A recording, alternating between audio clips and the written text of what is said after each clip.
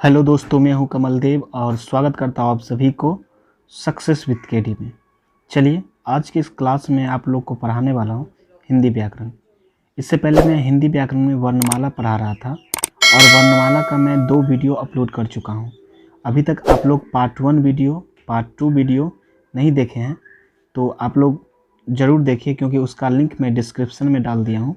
ठीक है, और ये वर्णमाला का पार्ट 3 वीडियो है। देखो आगे क्या है, व्यंजन वर्ण।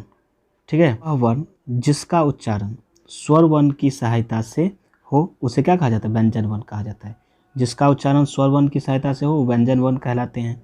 और स्वर वर्ण कहते किसे हैं? तो स्वर वर्ण उसे कहता है जिसका उच्चारण किसी वर्ण की सहायता से नहीं हो, मतलब जो वर्ण स्वतंत्र हो वो क्या कहलाएगा? स्वर वर्ण। और जो स्वर वर्ण की सहायता से हो तो वो हो जाएगा व्यंजन वर्ण।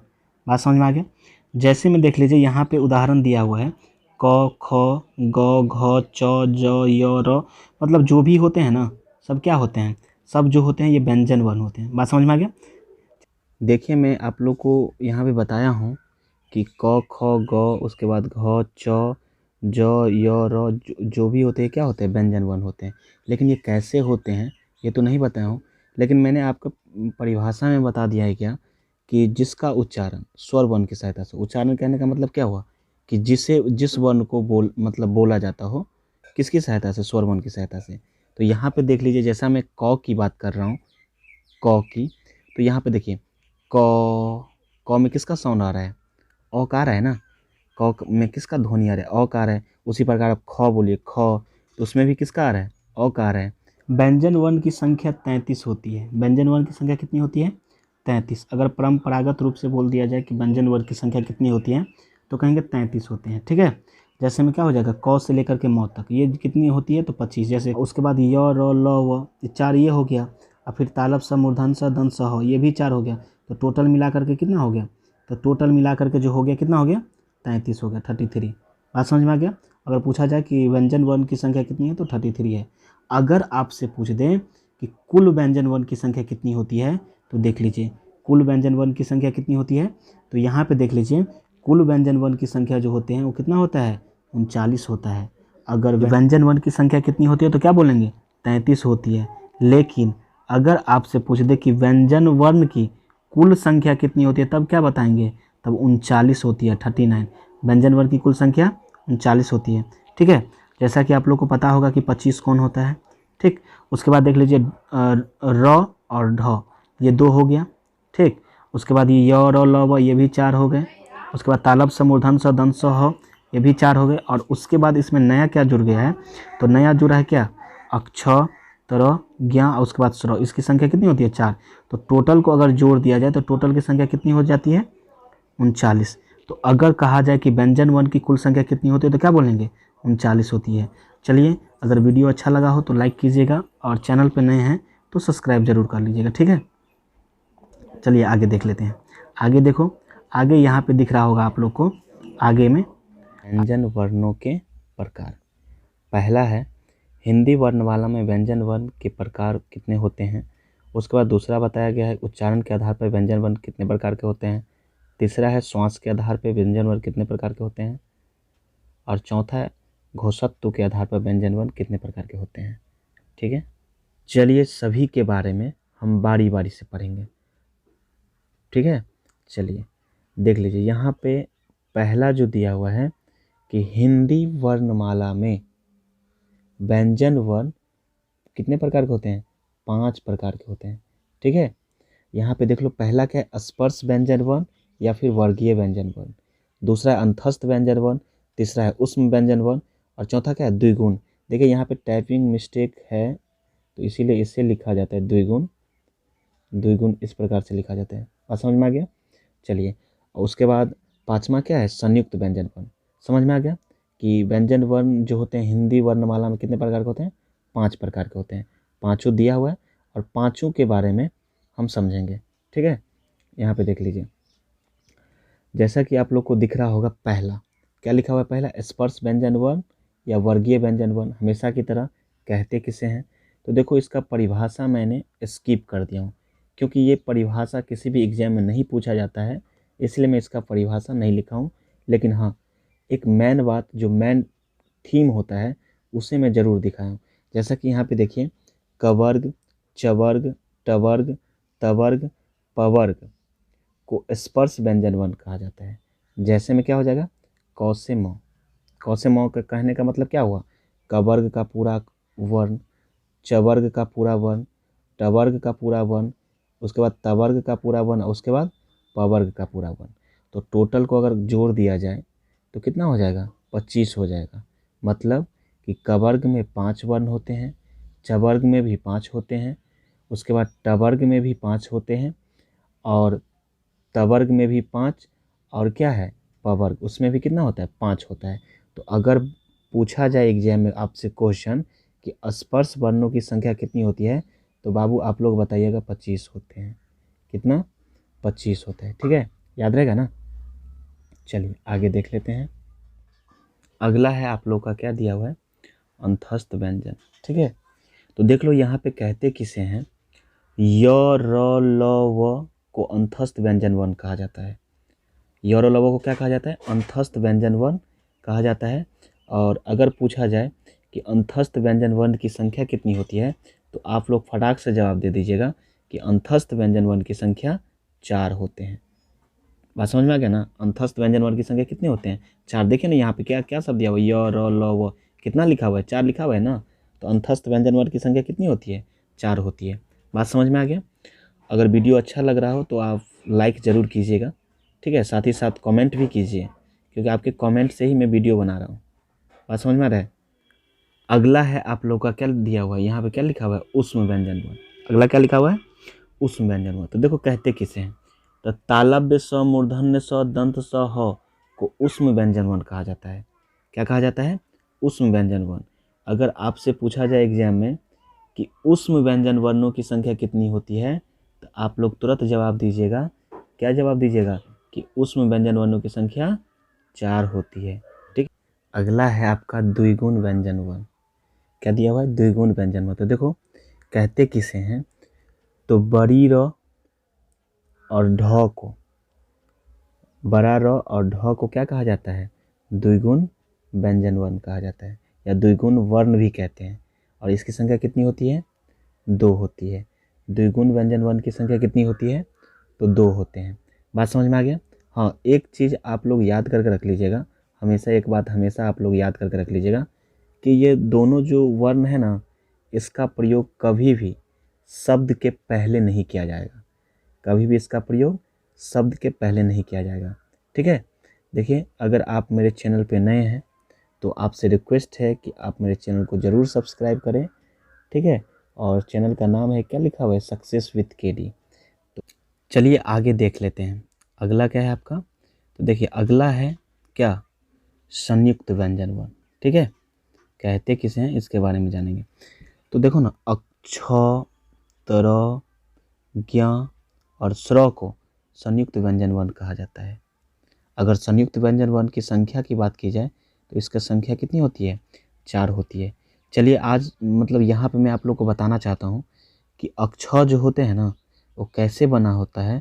तो देखो क, और इसमें क्या जोड़े हैं, मूर्धन्य स, तो मिला दिया, क्या बना दिया, अक्षर बना दिया। मतलब मूर्धन्य स की अगर बात किया जाए तो इसमें क्या लगा हुआ है, अ लगा हुआ है। बात समझ में आ रहा है ना। चलिए आगे देख लेते हैं। अगला क्या है, इसमें त्र है, त्र। तो त्र की बात की जाए तो त में क्या लगा हुआ है, र लगा हुआ है। और फिर र की बात की जाए तो र में क्या लगा हुआ है, तो अ लगा हुआ है। तो क्या बना दिया, ये त्र बना दिया। अगला है ज्ञ। तो ज्ञ जो है कैसे बना हुआ है, तो ज से बना हुआ है, ज से बना हुआ है। और उसके बाद क्या बना हुआ है, चौथा ज का जो लास्ट का अक्षर होता है क्या होता है, य, तो उससे मिल करके बना हुआ है। तो ये क्या बन गया, ज्ञ बन गया। बात समझ में आ गया। और आगे क्या है, तो आगे दिया हुआ है क्या, स्र दिया हुआ है। आगे क्या है, स्र दिया हुआ है। तो स्र किससे मिलके बना हुआ है, तो तालव्य स और र। और फिर र की बात की जाए तो र में क्या लगा हुआ है, अ लगा हुआ है। तो इसलिए क्या बन गया, स्र बन गया। ठीक है, चलिए आगे देख लेते हैं। यहाँ पे देख लीजिए, यहाँ पे दिया हुआ है, क्या दिया हुआ है, उच्चारण के आधार पर व्यंजन वर्ण 3 प्रकार के होते हैं। उच्चारण के आधार पर व्यंजन वर्ण कितने प्रकार के होते हैं, 3 प्रकार के होते हैं। ठीक है, उच्चारण के आधार पर व्यंजन वर्ण कितने प्रकार के होते हैं, 3 प्रकार के। जैसा कि यहाँ पे दिया हुआ है, क्या दिया हुआ है, पहला है स्पर्श व्यंजन वर्ण। पहला क्या दिया हुआ है, स्पर्श व्यंजन वर्ण, जिसको क्या कहा जाता है, वर्गीय व्यंजन वर्ण कहा जाता है। दूसरा क्या है, अंतस्थ व्यंजन वर्ण। तीसरा क्या है, ऊष्म व्यंजन वर्ण। तो ये तीनों का मैंने बता दिया हूँ कि ये इसकी संख्या कितनी होती है और किसे क्या कहा जाता है। स्पर्श व्यंजन वर्ण किसको कहते हैं, तो देखिए स्पर्श व्यंजन वर्ण जो होते हैं क से लेकर के, क से जो म होते हैं, जितने भी वर्ण होते हैं सबको क्या कहा जाता है, स्पर्श व्यंजन वर्ण कहा जाता है। और यहाँ पे अंतस्थ वर्ण किसको कहा जाता है, तो अंतस्थ वर्ण जो होते हैं क्या होता है, य र ल व को क्या कहा जाता है, अंतस्थ व्यंजन वर्ण कहा जाता है। और वहीं पे ऊष्म व्यंजन वर्ण की बात की जाए तो किसे कहा जाता है, तो तालव्य स, मूर्धन्य स, दंत स और ह, इसको क्या कहा जाता है, ऊष्म व्यंजन वर्ण कहा जाता है। आगे देख लेते हैं, आगे क्या लिखा हुआ है। तो आगे देखिए, श्वास के आधार पर व्यंजन वर्ण दो प्रकार के होते हैं। श्वास के आधार पर व्यंजन वर्ण दो प्रकार के होते हैं। पहला होता है अल्पप्राण और दूसरा क्या होता है, महाप्राण। देख लीजिए, शायद आप लोग को दिखता होगा कि नहीं दिखता होगा, इसको जूम कर लेता हूँ मैं, अब दिख रहा होगा। देखिए पहला क्या होता है, अल्पप्राण और दूसरा क्या होता है, महाप्राण। बारी बारी से दोनों के बारे में पढ़ेंगे, ठीक है। यहाँ पे देखिए, जैसा कि आप लोग को दिख रहा होगा, पहला क्या है, अल्पप्राण। अल्पप्राण किसे कहते हैं, तो प्रत्येक वर्ग के पहला, तीसरा, पांचवा एवं अंतस्थ वर्ण को अल्पप्राण कहा जाता है, ठीक है। तो यहाँ पे देख लीजिए कि अल्पप्राण कहते किसे हैं, कौन कौन सा, जैसे यहाँ पे कवर्ग दिया हुआ है, चवर्ग है, टवर्ग है, तवर्ग है, पवर्ग है और अंतस्थ वर्ण। तो ये तो समझ में आ गया कि अंतस्थ वर्ण है। और यहाँ पे करेंगे कैसे, समझेंगे कैसे, तो देखो ये हो गया पहला, ये हो गया तीसरा और ये क्या हो गया, पांचवा। बात समझ में आ गया। तो ये सब जितने भी होते हैं ना, ये सब क्या होते हैं, अल्पप्राण होते हैं। सब क्या होते हैं, अल्पप्राण। तो बताइए इसकी संख्या कितनी होती है, तो देखो 5, 5 10 और 5 15 और साथ ही साथ 4 जो होते हैं ये अंतस्थ 4 होता है ना, य र ल व। तो इन पूरा को अगर जोड़ दिया जाए, तो अगर आप लोग से पूछे कि अल्पप्राण वर्णों की संख्या कितनी होती है, तो आप लोग बोलिएगा 19 होता है, ठीक है। ये आगे देख लेते हैं, आगे क्या है, तो आगे यहाँ पे दिया हुआ, क्या दिया हुआ है, महाप्राण। प्रत्येक वर्ग के दूसरे, चौथा एवं ऊष्म वर्ण को महाप्राण कहा जाता है, ठीक है।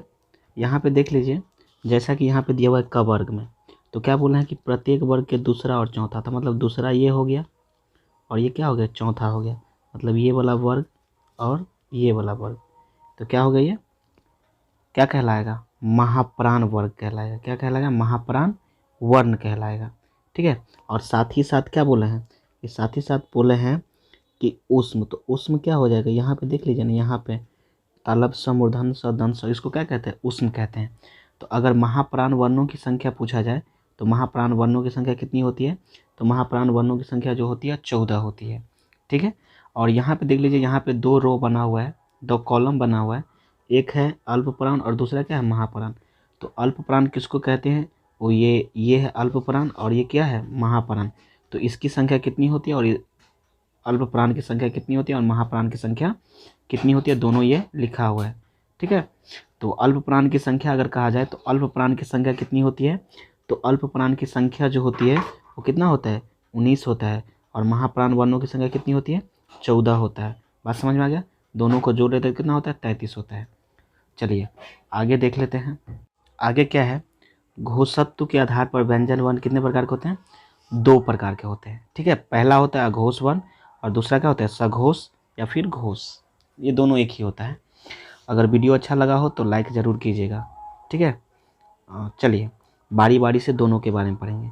यहाँ पे देखिए आप लोग को दिख रहा होगा, पहला है आप लोग का क्या दिया हुआ है, अघोष वर्ण दिया हुआ है, ठीक है। तो देखिए प्रत्येक वर्ग के पहला, दूसरा, तालव्य स, मूर्धन्य स, दंत स को क्या कहा जाता है, अघोष वर्ण कहा जाता है। जैसे मैं यहाँ पे देख लीजिए ना, ये पहला हो गया, ये दूसरा हो गया और तीसरा, चौथा, पाँचवा। तो हमको तीसरा, चौथा, पाँचवा से कोई मतलब नहीं है, हमको मतलब किससे है, तो किससे मतलब है, तो हमको मतलब है पहला दूसरा से, ठीक है। तो पहला दूसरा देख लीजिए, कवर्ग का पहला, चवर्ग का पहला और दूसरा, उसी प्रकार टवर्ग का पहला और दूसरा, उसी प्रकार क्या बोल सकते हैं, तवर्ग का पहला और दूसरा, पवर्ग का पहला और दूसरा, और कवर्ग का भी पहला और दूसरा। तो यहाँ पे अगर, और साथ ही साथ ये तीनों जो सौ होते हैं, तीनों सौ कौन कौन, तालव्य सौ, मूर्धन्य सौ, और एक कौन सा सौ होता है, एक दंत सौ। तो ये कहा जाता है, अघोष वर्ण कहा जाता है। और अघोष वर्णों की संख्या कितनी होती है, तो 13 होती है। ठीक है, चलिए आगे देख लेते हैं। आगे जैसा कि यहाँ पे दिख रहा होगा, अगला क्या है, सघोष वर्ण या घोष वर्ण। ठीक है, सघोष या घोष वर्ण। तो देखो किसे कहते हैं, प्रत्येक वर्ग के तीसरा, चौथा, पांचवा य, र, ल, व और ह को सघोष या घोष वर्ण कहा जाता है। बात समझ में आ गया। यहाँ पे देखिए जितना पीला से रंगा हुआ है, पीला कलर से है ना जो वर्ण, उसको क्या कहा जाता है, उसको सघोष वर्ण कहा जाता है या फिर घोष वर्ण कहा जाता है। यहाँ पे देखिए नीचे में लिखा हुआ है सघोष वर्णों की संख्या कितनी होती है, तो सघोष वर्णों की संख्या 20 होते हैं। ठीक है, तो वीडियो अगर अच्छा लगा होगा तो लाइक ज़रूर कीजिएगा। साथ ही साथ अगर चैनल पे नए हैं तो चैनल को ज़रूर सब्सक्राइब कर लीजिएगा। ठीक है, और आज के लिए इतना ही, मिलते हैं अगले वीडियो में। Thank you so much for watching this video.